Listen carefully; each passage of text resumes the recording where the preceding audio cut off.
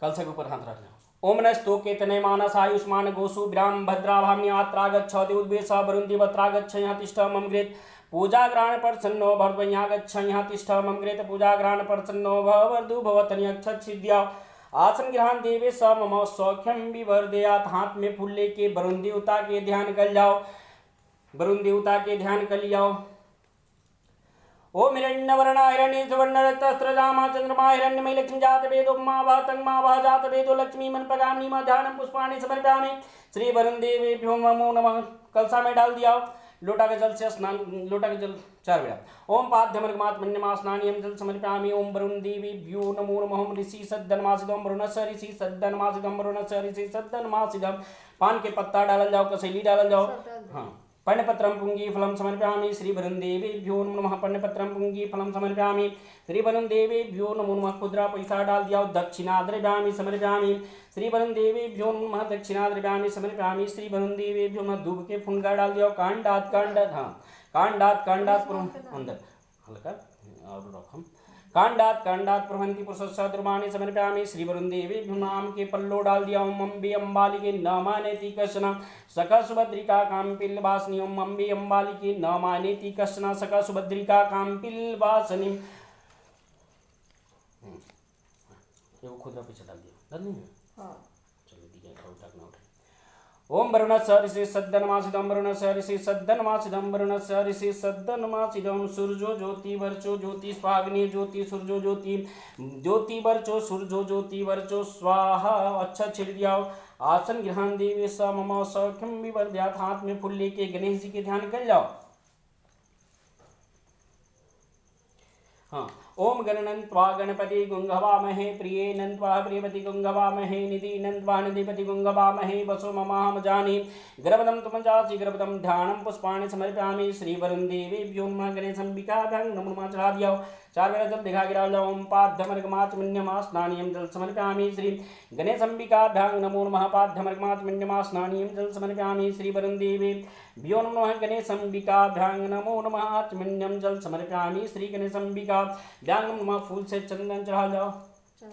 हाँ, सिंदूर चढ़ाई, चंदन चढ़ाई, गणेश हाँ दोनों चढ़ाई। सिंदूर चढ़ेला गणेश जी के ऐसे तो पुरुष देवता वाला तो चंदन चढ़बे करी। सिंदूरम शोभनं कथि चाहते चंदन चंदनम समर्पयामि श्री गणेशंबिकाभ्यां नमः। चंदनम समर्पयामि श्री गणेशंबिकाभ्यां नमो नमः। सिंदूर चढ़ा दिया। सिंदूरम चढ़ा देंगे। सिंदूरम शोभनं रक्तं सौभाग्यं सुखवर्धनम कामदं सुमदं चैव सिंदूरम प्रतिगतं नैवेद्य चढ़ा दो। कथि पर चढ़ा दिया? पतवा खींचे अकवन माते। हाँ रखिए नीचे रखिए। नाभ्यासीदंतरिक्ष शीर्षोनोदो संवर्तता पद्मांग मुदितात् श्रोत्रा तथा लोकांकल्पन नैवेद्यम नैवेद्यान्ति समर्पयामि श्री गणेशंबिकाभ्यां नमो नमः। दुबेरा जल दिखा गिरा दिया। आचमनीयम पुनराचमनीयम सुदाचमनीयम समर्पयामि श्री गणेशंबिकाभ्यां नमो नमः। आचमनीयम जल समर्पयामि श्री गणेशंबिकाभ्यां नमो नमः।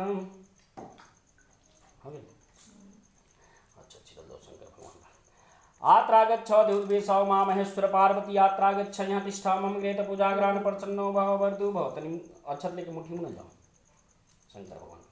ओम यांग लंग बंग गंग हंग शिवांग यहाँ तिष्ठ शिव सज्वत्रागच्छ प्राण प्रतिष्ठ यहाँ तिष्ठ मम गृहीत पूजा ग्रहण प्रसन्नो भववर्धु आत्रागच्छ देवद्वेष मम गृहीत पूजा ग्रहण प्रसन्नो भववर्धु भव। अच्छा चढ़ा दिया। हाथ में फूल लेके भगवान शंकर के ध्यान करें। ओम ध्याये नित्यं महेश समितं चारु चंद्रावतं संरत्न कलभोज्जलंगं मृगबराभीति हस्तं समन्तातं अस्तु मडग्रैवाग्रं विश्वादं विश्वविजं निखिलवर्णं पंचवक्रं तरुणनेत्रं करपूरगौरं करुणावतारं संसारसारं भुजगेन्द्रहारं सदा वसन्तं हृदयारविन्दे भवं भवामि सहितं नमामि ध्यानं पुष्पाणि समर्पयामि श्री मां महेश्वर पार्वती नाथाय नमः। चढ़ा दिया। लोटा का जल से स्नान। ओम हर हर हर मंदार माला कुलतार गायी कपाल माला चित्सेकराय नमः शिवाय दिगंबराय हर हर बम बम महादेव। हर हर मंदार माला कुलतार गायी कपाल माला चित्सेकराय नमः शिवाय दिगंबराय हर हर बम बम महादेव। जय शिव जय शिव जय शिव। हाँ दूध घी गाय के हर हर मंदार माला कुलतारकाय कपालमाला चित्सेकराय नमः शिवाय दिगंबराय हर हर बम बम महादेव जय शिव हर हर महादेव बम बम बम बम जय शिव ओकरा बाद घी पंडित जी मत होगा मत हाँ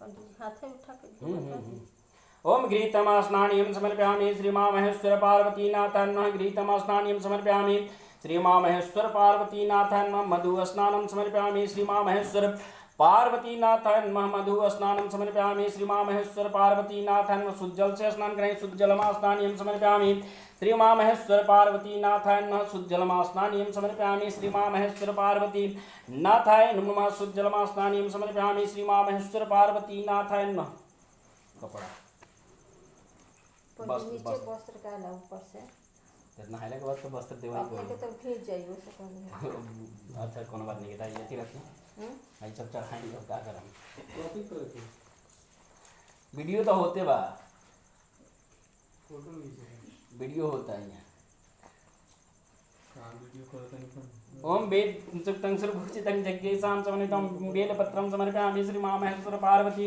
नाथाय नमः बेलपत्रं तुर्नेत्रं त्रिधावतं तर्जनं पापसंहारं बेलपत्रं महार्पणं सिंदूर चढ़ाएं पहले सिंदूर पार्वती जी के सिंदूर लगाएं शंकर जी के चंदन लगाएं पार्वती जी के सिंदूर लगाएं देखिएगा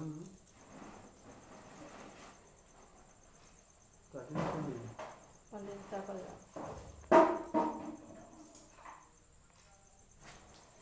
सिंदूर चढ़ाएं सेन्द्रं शोभनं रक्तं सौभाग्यं सेन्द्रं शोभनं रक्तं सौभाग्यं सुखवर्धनं कामदं सुमदं चैव सेन्द्रं प्रतिकृतं सेन्द्रं समर्पयामि श्री पार्वतीर्वै नमः सेन्द्रं शोभनं रक्तं सौभाग्यं सुखवर्धनं कामदं सुमदं चैव सेन्द्रं प्रतिकृतं सेन्द्रं शोभनं रक्तं सौभाग्यं सुखवर्धनं चंदन चाहे शंकर जी के लव पुष्पचंदनम समर्पयामि श्री मां महेश्वर पार्वतीनाथाय नमः पुष्पचंदनम समर्पयामि श्री मां महेश्वर पार्वतीनाथाय नमः वस्त्र चाहे तो ही आगे बाद में नहीं पहले कपड़ा चढ़ा लें तब ना चढ़ा अब का कर ले सीधा कौन हिसाब नहीं मकई किया के पानी चढ़ा मकई के पानी चढ़ा रे चाहे ना ओकरा बाद देखल जाई अब पीछे तो पहले तो काम तो करे कोई वेद शुद्धं सुरपूजितं जग्गेशां समन्वितं सर्वर्णं प्रथम देवं भावसीतं निमनितं वस्त्राभूषणं समर्पयामि श्री मां महेश्वर पार्वतीनाथाय नमः सब चीज धरी पड़ी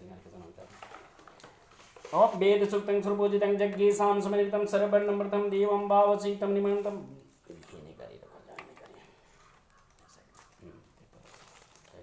नैवेद्य चढ़ाओ जाए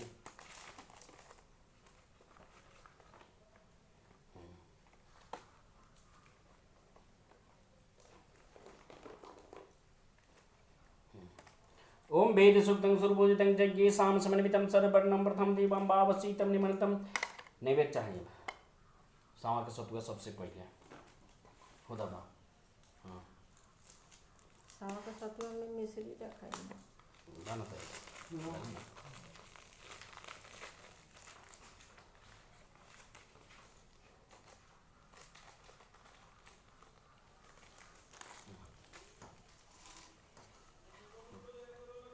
नाभ्यासीदन्तरिक्षा शीर्षणोदो संवर्तः पतिभं दिशा श्रोत्रास्था लोकांकल्पन्नी विद्यम निवेदान्ति समर्पयामि श्री मां महेश्वर पार्वतीनाथं दुबेरजल दिखा गिराती आचमन्यं पूर्णात्मन्यं सुधाचमन्यं समर्पयामि श्री मां महेश्वर पार्वतीनाथाय नमो नमः बाकी के सब बयान छू दे होई ना चढ़ावल दे चढ़ा दें नाभ्यासीदन्तरिक्षा शीर्षणोदो संवर्तः पतिभं दिशा श्रोत्रास्था लोकांकल्पन्नी विद्यम निवेदान्ति समर्पयामि श्री मां महेश्वर पार्वतीनाथाय ऊपर ना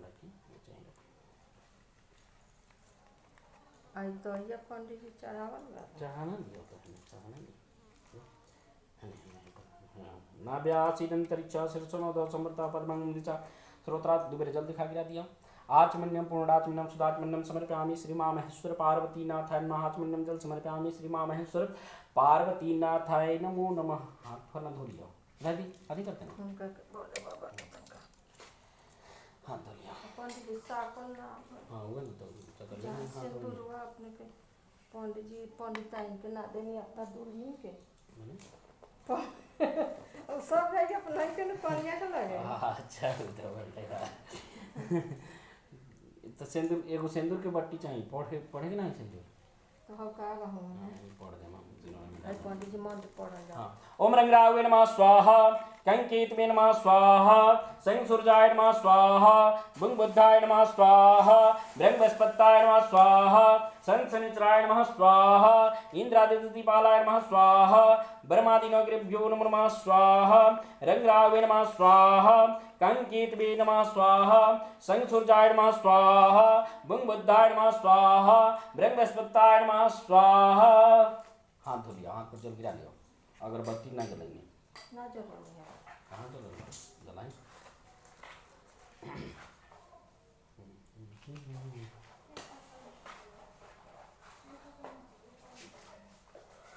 काबिल काबिल लोग तैयार बनी तो कौन पानी पिएगा वो एक जल्दी है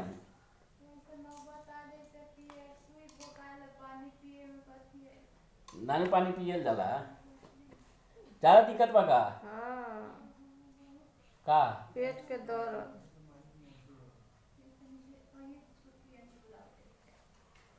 अच्छा तो आओ तनी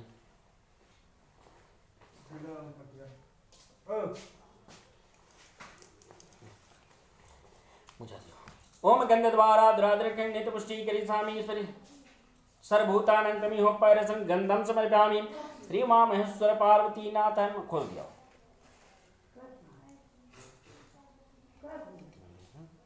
कथी में खोसी होता जाए तो खोसे बना जब खोसे वाला नहीं थे क्यों भी माटी क्वालिटी का काट मिट्टी है ना मेरे पास माटी का प्रॉब्लम सब नहीं सान के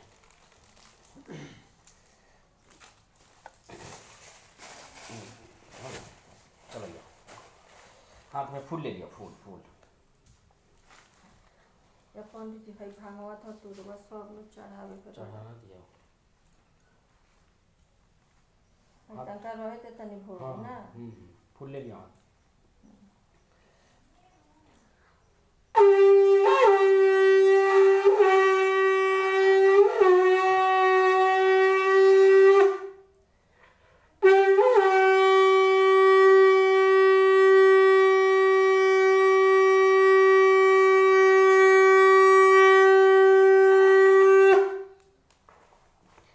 पूजा करने के बाद कथा सुने। सूत जी कहते हैं कि मंदार की माला से जिन पार्वती जी का केशवपाश अलंकृत है और मुंडों की माला से जिन शिव जी का जटा अलंकृत है, जो पार्वती जी दिव्य वस्त्र धारण की हैं और जो शिव जी दिगंबर नंगे हैं, ऐसे श्री पार्वती तथा शिव को प्रणाम करता हूँ। रमणीक कैलाश पर्वत के शिखर पर बैठी हुई श्री पार्वती जी कहती हैं कि हे महेश्वर, हमें कोई गुप्त व्रत या पूजन बतलाइए जो सब धर्मों में सरल हो, जिसमें परिश्रम भी कम करना पड़े लेकिन फल अधिक मिले। हे नाथ, यदि आप मुझ पर प्रसन्न हो तो यह विधान बताइए। हे प्रभु, किस तप व्रत या दान से आदि मध्य और अंत रहित आप जैसे महाप्रभु हमको प्राप्त हुए। शिव जी बोले कि हे देवी सुनो, मैं तुमको एक व्रत जो मेरे सर्वस्व और छिपाने योग्य है लेकिन तुम्हारे प्रेम के वशीभूत होकर मैं तुम्हें बतलाता हूँ। शिव जी ने कहा कि भारतवर्ष में जैसे नक्षत्रों में चंद्रमा, ग्रहों में सूर्य, वर्णों में ब्राह्मण, देवताओं में विष्णु भगवान, नदियों में गंगा, पुराणों में महाभारत, वेदों में सामवेद और इंद्रियों में मन श्रेष्ठ है, सब पुराणों और वेदों का सर्वस्व जिस तरह कहा गया है, मैं तुम्हें एक प्राचीन व्रत बतलाता हूँ। एकाग्र मन से सुनो। जिस व्रत के प्रभाव से तुमने मेरा आधा आसन प्राप्त किया है वह मैं तुमको बतलाऊंगा, क्योंकि तुम मेरी प्रियसी हो। भाद्रपद मास में हस्त नक्षत्र से युक्त शुक्ल पक्ष की तृतीया तिथि को इसका अनुष्ठान मात्र करने से स्त्रियां सब पापों से मुक्त हो जाती है। देवी, तुमने आज से बहुत दिन पहले हिमालय पर्वत पर इस व्रत को किया था, यह वृतांत मैं तुमसे कहूंगा। पार्वती ने पूछा कि हे नाथ, मैंने क्यों यह व्रत किया था, यह सब आपके मुख से सुनना चाहती हूँ। उत्तर की ओर एक रमणीक और पर्वतों में श्रेष्ठ हिमवान नामक पर्वत है। उसके आसपास तरह तरह की भूमियां हैं, तरह तरह के वृक्ष उस पे लगे हुए हैं। नाना प्रकार के पक्षी और अनेक प्रकार के पशु उस पर निवास करते हैं। वहां पहुंचकर गंधर्व के साथ बहुत से देवता, सिद्धचारण, पक्षीगण सर्वदा प्रसन्न मन से विचरती हैं। वहां पहुंचकर गंधर्व गाती हैं, अप्सराएं नाचती हैं। उस पर्वतराज के शिखर ऐसे हैं जिनमें स्फटिक, रत्न और वैदुर्य मणि आदि की खानें भरी पड़ी हैं। यह पर्वत ऊंचा तो इतना अधिक है कि मित्र की घर की तरह समझकर आकाश का स्पर्श किए रहता है। उसके समस्त शिखर सदैव हिम से आच्छादित रहते हैं और गंगा जल की ध्वनि सदा सुनाई देती रहती है। हे पार्वती, तुमने बाल्यकाल में उसी पर्वत पर तपस्या की थी। 12 वर्ष तक तुम उल्टी टंग टंग कर केवल धुआं पी कर रही। 64 वर्ष तक सूखे पत्ते खाकर रही। माघ मास में तुम जल में बैठी रहती और बैसाख की दोपहरिया में पंचाग्नि तापती थी। श्रावण महीने में जल बरसता तो तुम भूखी प्यासी रहकर मैदान में बैठी रहती थी। तुम्हारे पिता इस तरह के कष्ट सहन को देखकर बड़े दुखी हुए। वे चिंता में पड़ गए कि मैं अपनी कन्या किसको दूं। उसी समय नारद जी वहां आ पहुंचे। मुनि श्रेष्ठ नारद जी उस समय तुम्हें देखने गए थे। नारद जी को देखकर गिरि ने अर्घ्य पाद्य आसन आदि देकर उनकी पूजा की और कहा कि हे स्वामी, आप किस लिए आए हैं? मेरा सौभाग्य, आपका आगमन मेरे लिए अच्छा है। नारद जी ने कहा कि हे पर्वतराज, सुनो, मैं भगवान विष्णु का भेजा हुआ आपके पास आया हूँ। आपको चाहिए कि यह योग्य कन्या रत्न किसी योग्य वर को दे। भगवान विष्णु के समान योग्य वर ब्रह्मा, इंद्र और शिव, इनमें कोई नहीं है। इसलिए मैं यही कहूंगा कि आप अपनी कन्या भगवान विष्णु को देवें। हिमवान ने कहा, भगवान विष्णु स्वयं मेरी कन्या ले रहे हैं और आप यह संदेश लेके आए हैं तो मैं उन्हें अपनी कन्या दूंगा। हिमवान की इतनी बात सुनकर मुनिराज नारद आकाश में विलीन हो गए। वे पीताम्बर, शंख चक्र और गदाधारी भगवान विष्णु के पास पहुंचे। वहां हाथ जोड़कर नारद जी ने भगवान विष्णु से कहा कि हे देव, सुनिए, मैंने आपका विवाह पक्का कर दिया। उधर हिमवान ने पार्वती के पास जाकर कहा कि हे पुत्री, मैंने तुम्हें भगवान विष्णु को दे डाली। तब पिता की बात सुनकर तुम बिना उत्तर दिए ही अपनी सखी के घर चली गई। वहीं जमीन पर पड़कर तुम बड़ी दुखी होती हुई विलाप करने लगी। तुमको इस तरह विलाप करती हुई देखकर सखी बोली, तुम क्यों इतनी दुखी हो? इसका कारण बताओ। तुम्हारी जो कुछ इच्छा होगी मैं यथाशक्ति उसको पूरा करने की चेष्टा करूंगी, इसमें कोई संशय नहीं है। पार्वती बोली, मेरी जो कुछ अभिलाषा है उसे तुम प्रेम पूर्वक सुनो। मैं एकमात्र शिव जी को अपना पति बनाना चाहती हूँ, इसमें कोई भी संशय नहीं है। मेरे इस विचार को पिताजी ने ठुकरा दिया है, इसलिए मैं अपने शरीर को त्याग दूंगी। पार्वती की इस बात को सुनकर सखियों ने कहा कि शरीर का त्याग न करो, चलो किसी ऐसे वन को चले जहाँ पिता को पता न लगे। ऐसी सलाह कर तुम वैसे वन में जा पहुंची। उधर तुम्हारे पिता घर घर तुम्हें खोजने लगे। दूतों द्वारा भी खबर लेने लगे कि कौन देवता या किन्नर मेरी पुत्री को हर ले गया है। उन्होंने मन ही मन कहा, मैं नारद जी के आगे प्रतिज्ञा कर चुकी हूँ कि अपनी पुत्री भगवान विष्णु को दूंगा। ऐसा सोचते सोचते हिमवान मूर्छित हो गए। गिरिराज को मूर्छित देखकर सब लोग हाहाकार करते दौड़ पड़े। सब बेहोश हो सब पूछने लगे कि गिरिराज, आप अपनी मूर्छिता का कारण बताइए। हिमवान ने कहा कि आप लोग मेरे दुख का कारण सुने, न मालूम कौन मेरी कन्या को हर ले गया है। ऐसा नहीं हुआ तो उसे किसी काले सांप ने काट लिया है या सिंह खा गए होंगे। हाय हाय, मेरी बेटी कहाँ गई? किसी दुष्ट ने मेरी पुत्री को मार डाला। ऐसा वे वायु को झोंके से कांपते हुए वृक्ष के समान कांपने लगे। इसके बाद हिमवान तुम्हें वन वन खोजने लगे। वह वन भी सिंह, भालू, हिंसक जंतुओं से बड़ा भयानक हो रहा था। तुम भी वहीं सखियों के साथ उस भयानक वन में चलती चलती एक ऐसी जगह जा पहुंची जहाँ एक नदी बह रही थी। उसके रमणीक तट पर एक बड़ी सी कंदरा थी। तुमने उसी कंदरा में आश्रय बना लिया और मेरी एक बालुकामयी प्रतिमा बनाकर अपनी सखियों के साथ निराहार रहकर मेरी आराधना करने लगी। जब भाद्रपद शुक्ल पक्ष की हस्त युक्त तृतीया तिथि प्राप्त हुई तब तुमने मेरा विधिवत पूजन किया और रात भर जागरण कर गीत वाद आदि से मुझे प्रसन्न करने में बिताया। उस व्रत राज के प्रभाव से मेरा आसन डगमगा उठा, जिससे मैं तत्काल उस स्थान पर जा पहुंचा जहां तुम अपनी सखियों के साथ रहती थी। वहां पहुंचकर मैंने तुमसे कहा कि मैं तुम पर प्रसन्न हूँ, बोलो क्या चाहती हो। तुमने कहा कि मेरे देवता, यदि आप मेरे ऊपर प्रसन्न हैं तो मेरे पति बने। मेरे तथास्तु कहकर कैलाश पर्वत पर वापस आने पर तुमने वह प्रतिमा नदी में प्रवाहित कर दी और सखियों के साथ उस महाव्रत का पारण किया। हिमवान भी तब तक उस वन में तुम्हें खोजते हुए आ पहुँचे। चारों दिशाओं में तुम्हारी खोज करते करते वे व्याकुल हो चुके थे, इसलिए तुम्हारे आश्रम के समीप पहुँचते ही गिर पड़े। थोड़ी देर बाद उन्होंने नदी के तट पर 2 कन्याओं को देखा। देखते ही उन्होंने तुम्हें छाती से लगा लिया और विलख कर रोने लगे। फिर पूछा, पुत्री, तुम सिंह, व्याघ्र आदि जंतुओं से भरे इस वन में क्यों आ पहुँची? पार्वती ने उत्तर दिया, हे पिताजी, मैंने पहले ही अपने आप को शिव जी के हाथों सौंप दिया था।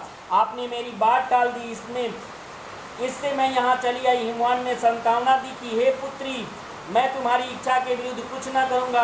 वे तुम्हें अपने साथ घर ले आए और मेरे साथ तुम्हारा विवाह कर दिए। इसी से तुमने मेरा आधा आसन पाया है। तब से आज तक किसी के सामने मुझे यह व्रत प्रकट करने का अवसर प्राप्त नहीं हुआ है।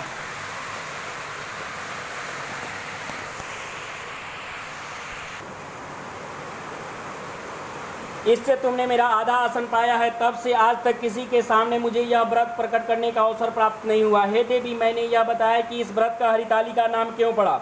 तुमको सखिया हर ले गई थी, इसी से हरितालिका नाम पड़ा। पार्वती ने कहा कि हे प्रभु, आपने नाम तो बताया, अब इसकी विधि बताइए, इसका क्या पुण्य है, क्या फल है, यह व्रत कौन करे। श्री शिव जी पार्वती जी से कहते हैं कि हे देवी, मैंने समस्त स्त्री जाति की भलाई के लिए यह उत्तम व्रत बतलाया है। जो स्त्रियां अपनी सौभाग्य की रक्षा करना चाहती है वह यत्न पूर्वक इस व्रत को करे। केले के खंभे से आदि से सुशोभित एक सुंदर मंडप बनावे, उसमें रंग बिरंग के रेशमी कपड़े से चंदवे लगाकर चंदन आदि सुगंधित द्रव्यों से वह मंडप लिपवावे। फिर शंख, बेरी, मृदंग आदि बाजे बजाते हुए कुछ लोग एकत्रित होकर तरह तरह के मंगलचार्य करते हुए उस मंडप में पार्वती तथा शिव की प्रतिमा स्थापित करें। उस रोज दिन भर उपवास कर बहुत से सुगंधित फूल, सुगंध और मनोहर धूप, नाना प्रकार के नैवेद्य आदि एकत्रित कर मेरी पूजा करें और रात भर जागरण करें। ऊपर जो जो वस्तुएं गिनाई गई हैं उसके अतिरिक्त नारियल, सुपारी, जमीरी, नींबू, लौंग, अनार, नारंगी आदि जो जो फल प्राप्त हो सके उन्हें इकट्ठा कर लें। उस ऋतु में जो फल तथा फूल मिल सके विशेष रूप से रखें। इसके बाद धूप दीप से पूजन कर प्रार्थना करें कि हे शिव, शिव रूप ने, हे मंगले, सब अर्थों को देने वाली, हे देवी, हे शिव रूपे आपको नमस्कार है। हे शिव रूपे आपको सदा के लिए नमस्कार है। हे ब्रह्मरूपिणी आपको नमस्कार है। हे जगतदात्री आपको नमस्कार है। हे सिंह वाहिनी, संसार के भय से भयभीत मुझ दीन की रक्षा करें। इस कामना की पूर्ति के लिए मैंने आपकी पूजा की है। हे पार्वती, मुझे राज और सौभाग्य दे, मुझ पर प्रसन्न हो। इन्हीं मंत्रों से पार्वती तथा शिव की पूजा करें। तदंतर विधि पूर्वक कथा सुने और ब्राह्मणों को वस्त्र, गौ, सुवर्ण आदि देवे। इस तरह एकाग्रचित होकर स्त्री पुरुष दोनों एक साथ पूजन करें। फिर वस्त्र आदि जो कुछ हो उसका संकल्प करें। हे देवी, जो स्त्रियां इस प्रकार पूजन करती है वह सब पापों से छूट जाती है और उसे 7 जन्म तक सुख तथा सौभाग्य प्राप्त होता है। जो स्त्री तृतीया तिथि का व्रत न कर अन्न भक्षण करती है तो वह 7 जन्म तक बाध्य रहती है और उसको बार बार विधवा होना पड़ता है। वह सदा दरिद्र, पुत्र शोक से शोकाकुल, सौभाग्य की लड़ाकिन, सदा दुख भोगने वाली होती है और उपवास न करने वाली स्त्री अंत में घोर नरक में जाती है। मांसाहार करने से बाघिन, दही खाने से बिल्ली, मिठाई खाने से चींटी और सब कुछ खाने से मक्खी होती है। तीज को अन्न खाने से सुकरी, फल खाने से बंदरिया, पानी पीने से जोक, दूध पीने से सापिन, उस रोज सोने से अजगरिन और पति को धोखा देने से मुर्गी होती है। इसलिए सभी स्त्रियां व्रत अवश्य करें। दूसरे दिन सुवर्ण, चांदी, तंबा अथवा बांस के पात्र में अन्न भरकर ब्राह्मणों को दान दे और पारण करें। जो स्त्रियां इस प्रकार व्रत करती है वह मेरे समान पति पाती है और जब वह मरने लगती है तो तुम्हारे समान उसका रूप हो जाता है। उसे सब प्रकार के शारीरिक भोग और सायुज्य मुक्ति मिल जाती है। इस हरितालिका की व्रत कथा मात्र सुन लेने से प्राणी को 1000 अश्वमेध और सैकड़ों वाजपेयी यज्ञ करने का फल प्राप्त होता है। हे देवी, मैंने यह सब व्रतों में उत्तम व्रत बतलाया जिसके करने से प्राणी सब पापों से छूट जाता है, इसमें कोई संशय नहीं। प्रेम से बोलिए शंकर भगवान की जय, पार्वती मैया की जय, गणेश जी महाराज की जय। जय जय श्री सीताराम।